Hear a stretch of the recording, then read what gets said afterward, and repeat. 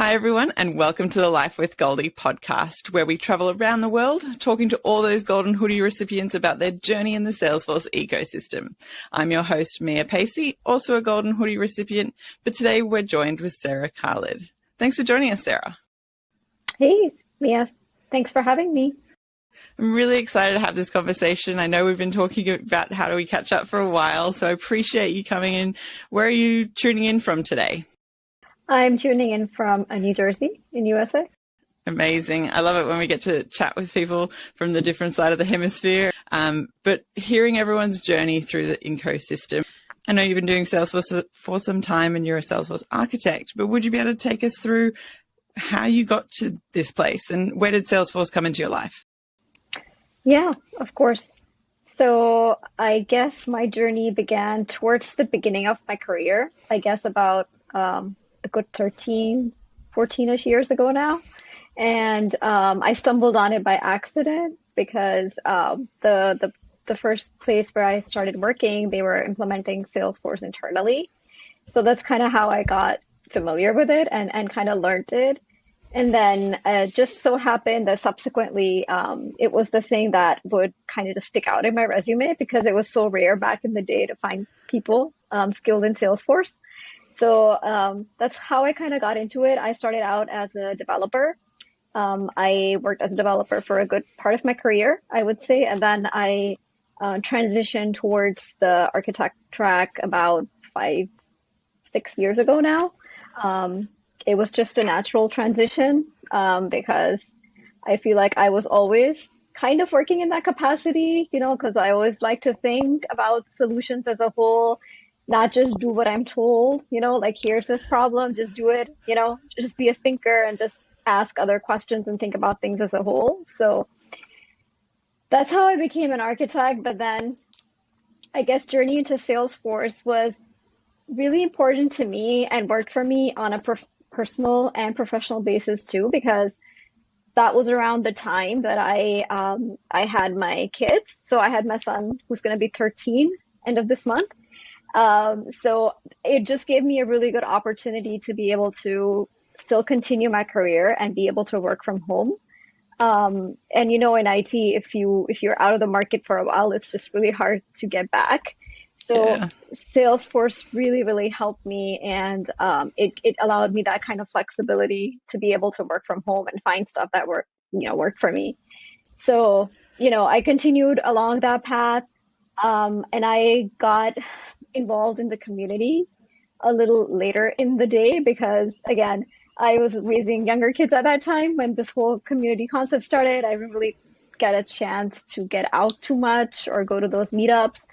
So, but then as they got a little older and independent, that's kind of when I heard about them. And then I was like, wow, this is really exciting because there was nothing like that back when I started my journey. And, so I attended a couple. That's how I got to know the amazing community, as it is, met so many amazing people there.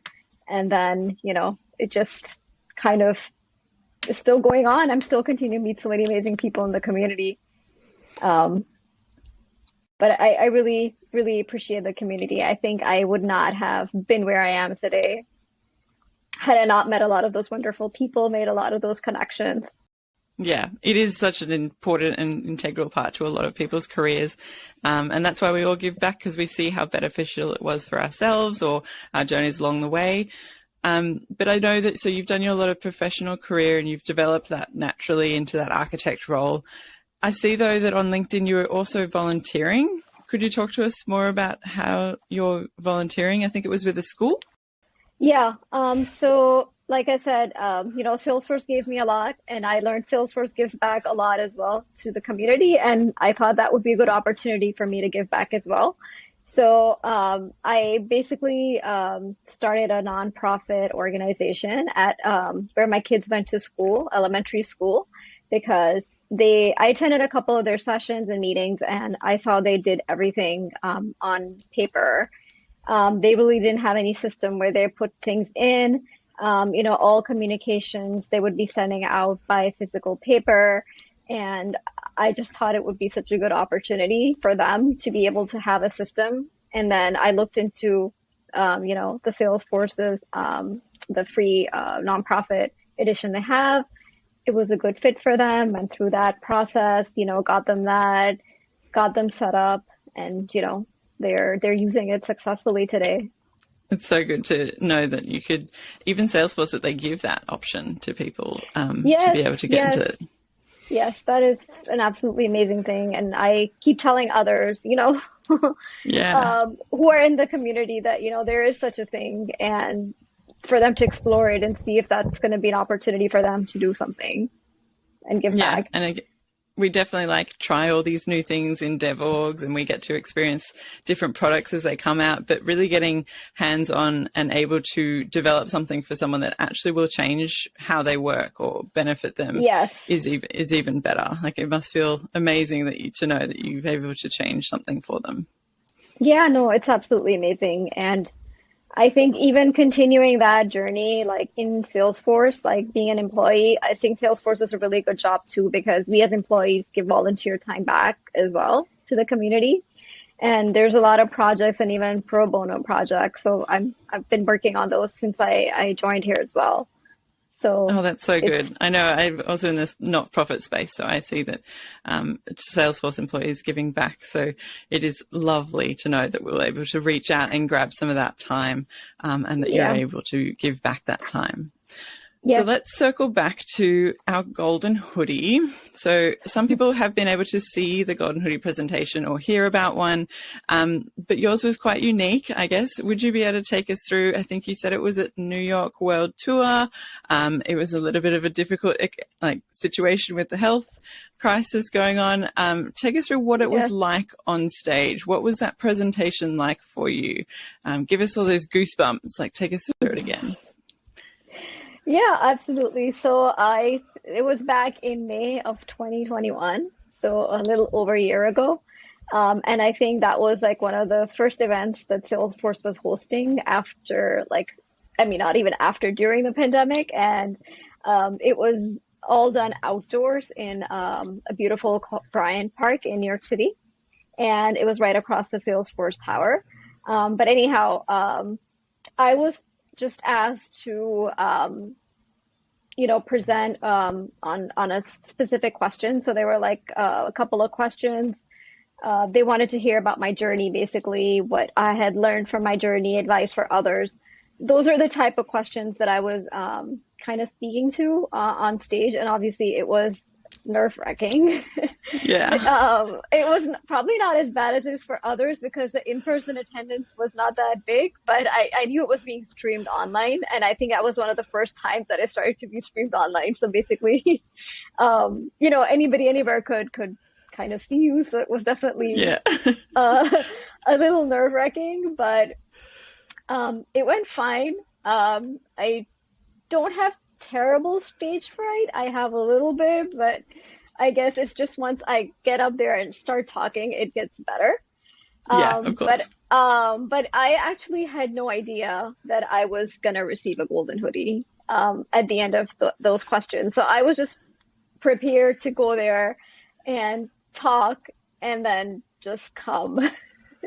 Amazing. So when the questions finished and I was about to get up and go there, well, wait a second. And I was like, okay. And then, there's somebody coming out with this tray and with a golden hoodie on it. And I was like, oh my God, I couldn't believe it, honestly, because I had just never even thought that I would be so lucky to get one. I've always admired people who had it, and I thought they were so awesome. They're the super cool people in Salesforce. I just never thought I would be one of them. So it was just an amazing moment in my life. I think one of the biggest highlights, in my career journey, it's just that acknowledgement from Salesforce and just, giving me an appreciation and shout out that, hey, they noticed me.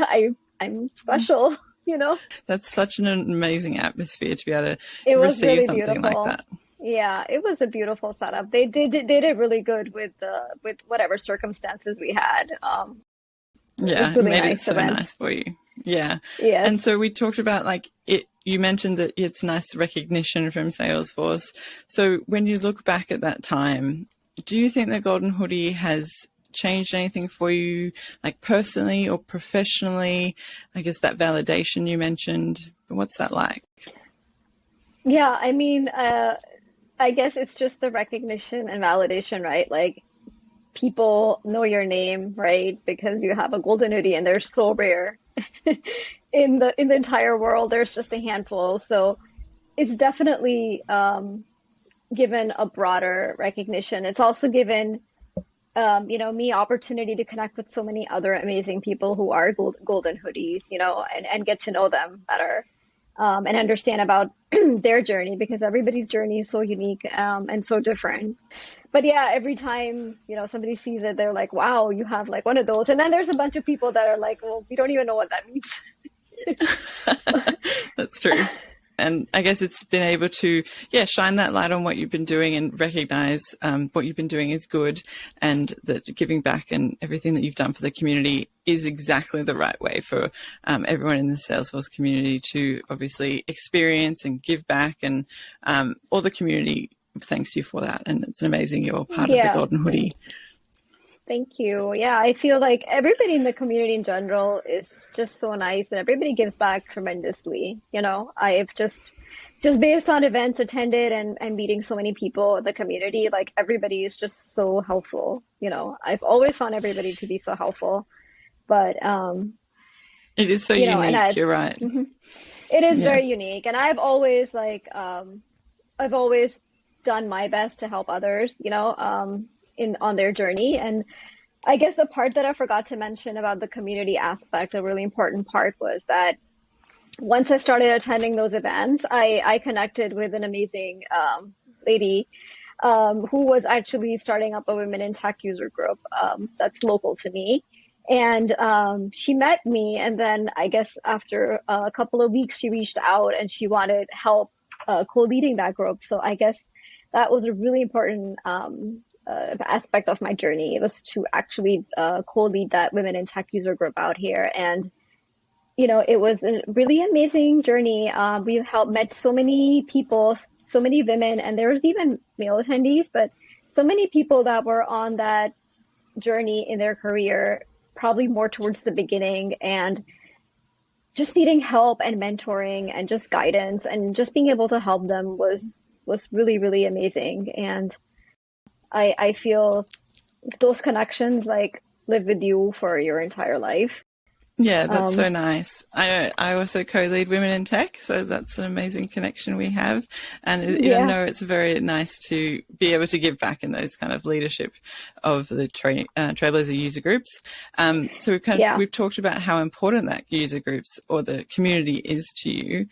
Did it play a role in your career progression? Was there moments that you could look back and go, oh, I wouldn't have been able to learn this so easily unless someone was there guiding me? Or is there anything like that?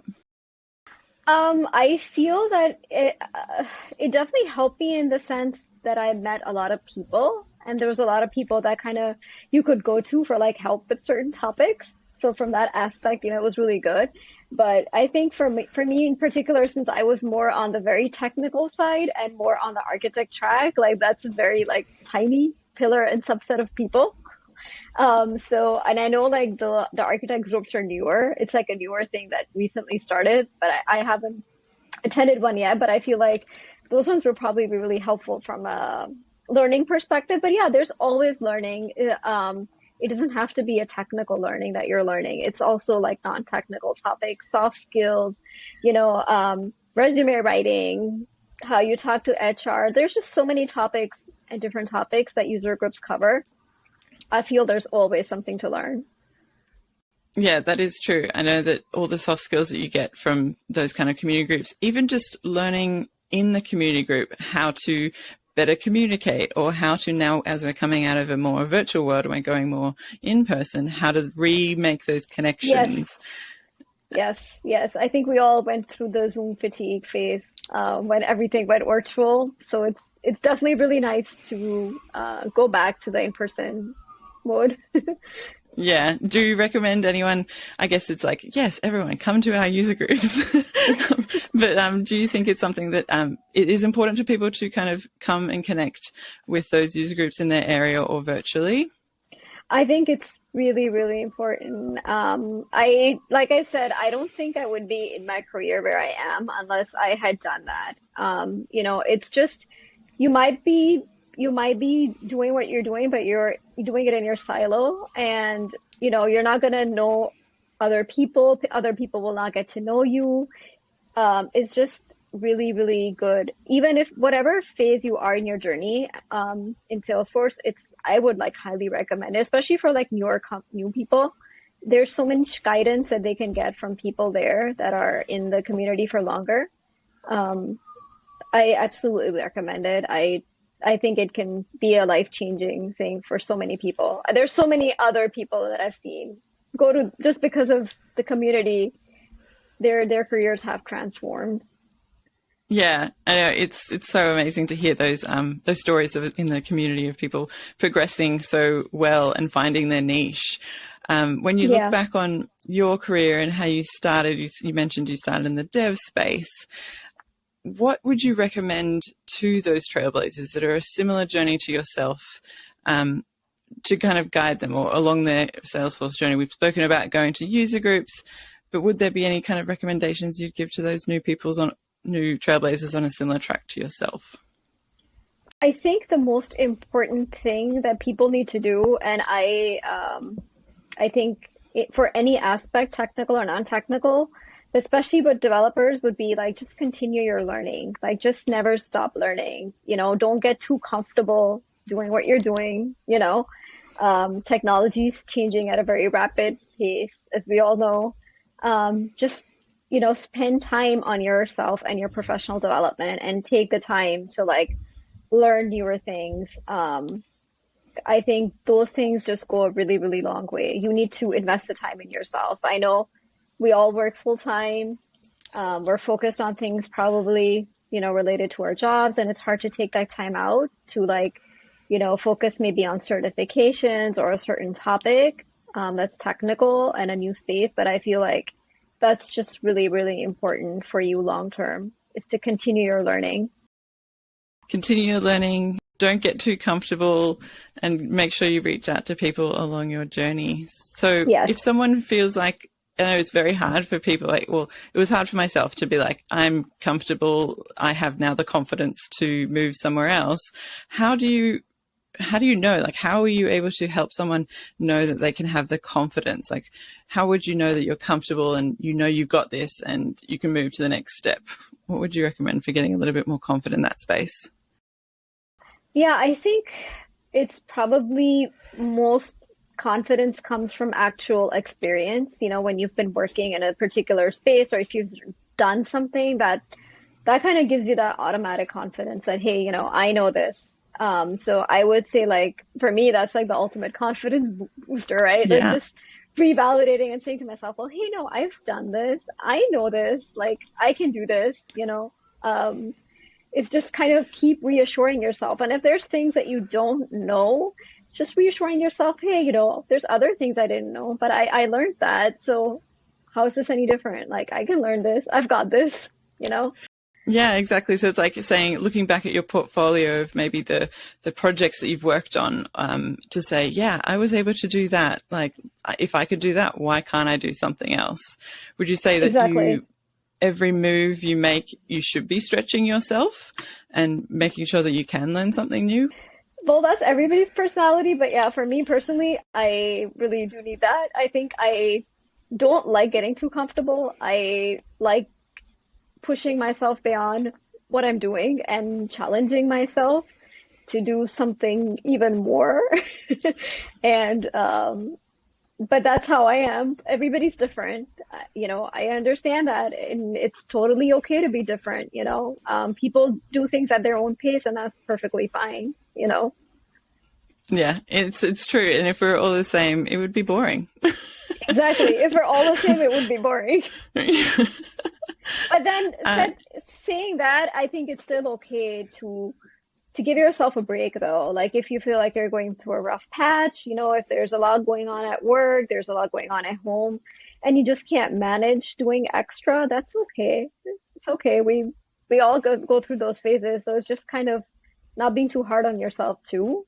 but you should be a little bit hard on yourself, but just not too hard on yourself. Yeah, that's right. I guess it's like everyone's career is different. You probably yourself didn't have like smooth sailing the whole way, and not everything was perfect from A to No, B. it's never easy. You know, it's just people see you get to where you're at and they assume like it was such a smooth path and you're here at this amazing place, but it wasn't that easy, you know, getting here. We've had to struggle, and I feel women in general struggle a little bit more to be noticed and to get to that next progression in their career. So Keep fighting. keep fighting, yeah, keep fighting and keep believing in yourself, because you know, you have to believe in yourself before anybody else will. That's amazing. I love that. That's so true. Believe in yourself, because You have to believe in Yeah, yourself right. before others will. So Yeah, that's right. And then the confidence will come because now you believe in what you can do.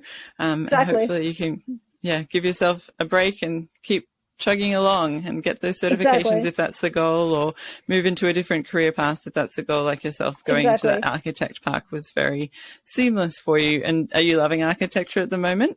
I am. I really do enjoy.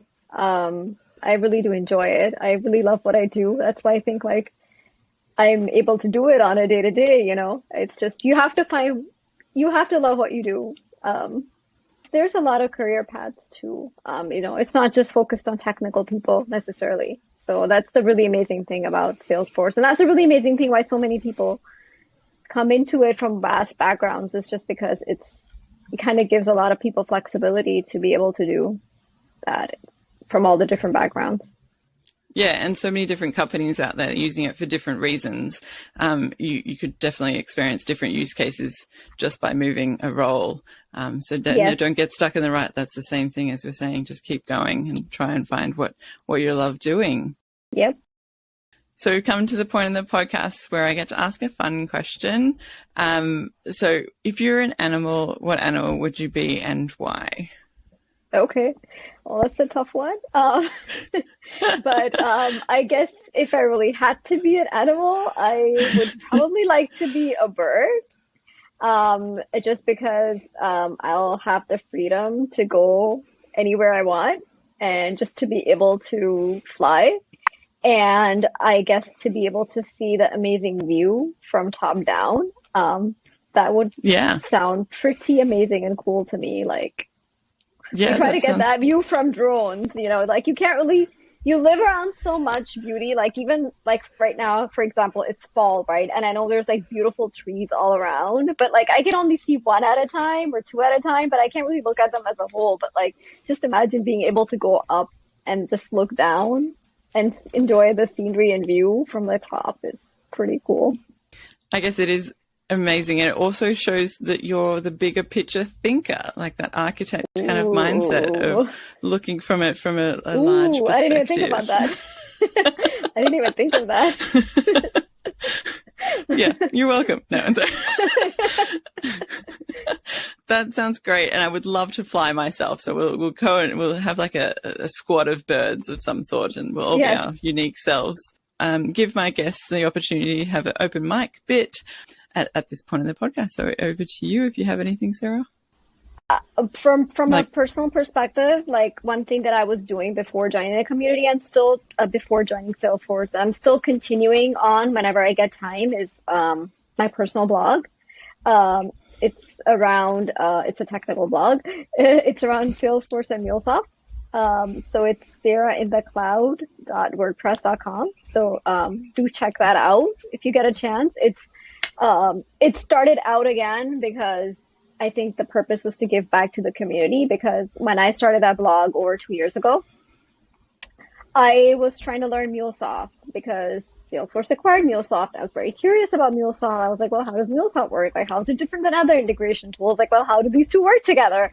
And, you know, you ask MuleSoft, they would just tell you MuleSoft things. You'd ask Salesforce, they'll just tell you Salesforce things. So there was like really not a lot of information out there that talked about the different use cases and how you practically actually bring the two together and how you use the two together. So that's kind of where I started down that journey for my self-learning. And this was more for my self-learning more than anything else. And I discovered a lot of things. I tried different projects. I tried different use cases. And then I wrote about them because it was really just not documented anywhere. and I had the hardest time finding that information. So then I was like, okay, you know what? I know so many people write blogs and people have been telling me I should write a blog, but like I never had a motive to write a blog. But now I do, because it's just this information is not anywhere, and it's injustice to other people that need that information to like try to like stumble and find it. So then that's how I started the blog, and I'll be back there writing about something new and cool soon. Excellent. And then if anyone wants to come to your Women in Tech group, shout out which one is that? Yeah, so I'm not part of it anymore since I'm an employee, sadly. Oh, that's true. But I still have very strong ties, and I love for that. But it's called the Princeton Women in Tech User Group. It's a really amazing user group, so I would highly encourage everybody to go and attend when they have a meeting next. And any user group, I would say like, if you guys don't go, like you're missing out. And if you're just nervous about going, it's okay. Go attend one. You never know. The people you meet, people are usually very, very friendly. It's been so inspirational to hear your journey from all the way from dev through to architect and helping a not-for-profit startup and redo their whole processes from paper to now paperless. So, and then giving back to the community with your blog and helping everyone in the user groups come through their journeys as well. So I'm really thankful that we were able to connect. You're an amazing human. I'm so thankful to know you, Sarah. Thank you so much for being part of us. I hope you had a great time. No, thank you for having me. It was absolutely a pleasure talking to you.